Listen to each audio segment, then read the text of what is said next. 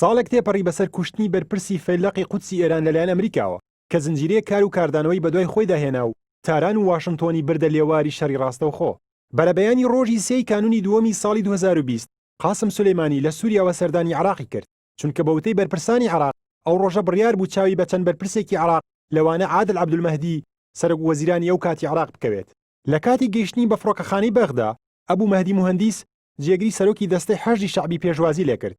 بەپێی هەواڵێکی ماڵپەری تایمس ئۆف ئیسرائیل پاش دەرچوونیان لە فڕۆکەخانە فڕۆکەیەکی بێفڕۆکەوانی ئەمریکی لە جۆری MQ-9 ریپەر لە نزیک فڕۆکەخانەی بەغدا 4 موشکی ئاراستەی 2 ئۆتۆمبیل کردووە کە قاسم سولەیمانی و ئەبوو مەهدی موهەندیس و چەند کەسێکی دیکەیان تێدا بووە و بەو هۆیەشەوە 10 کەس لە ڕووداوەکەدا کوژراون.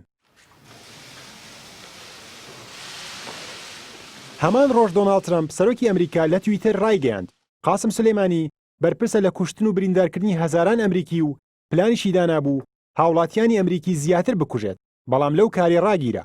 ترامپ وتیشی دەبوایە زووتر بکوژرایە. حضرەتی ئایەتۆ الله العوزما ئیمام خامنەئی لە ئێرانیش عەلی خامنەئی ڕابەری باڵای ئێران ڕایگەیاند تۆڵەیەکی سەخت چاوەڕێی تاوانبارانی کوشتنی قاسم سولەیمانی دەکات و 3 ڕۆژیش ماتەمینی نیشتیمانی ڕاگەیاند. هاوکات ئیسماعیل قائانی جێگری قاسم سولەیمانی شوێنی سولەیمانی گرتەوە.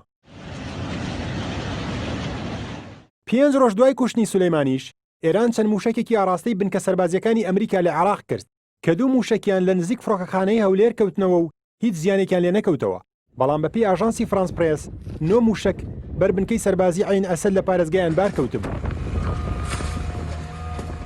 هەرچەندە وەزارەتی بەرگری ئەمریکا سەرەتا نکۆڵی لە بوونی زیانی گیانی کرد بەڵام ڕۆژی هەفتەی ئەو مانگە ڕایگەیاند 11 سەربازی ئەمریکا بەهۆی هێرشەکەوە بریندار بوون و ڕەوانەی کۆیت و ئەڵمانیا کراون بۆ چارەسەر.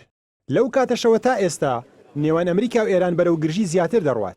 هەردوو لاش یەکتر بە سەرچاوەی تیرۆر و ئاژاوە لە ناوچەکەدا تۆمەتبار دەکەن و بەردەوامن لە هەڕەشە لە یەکترکردن.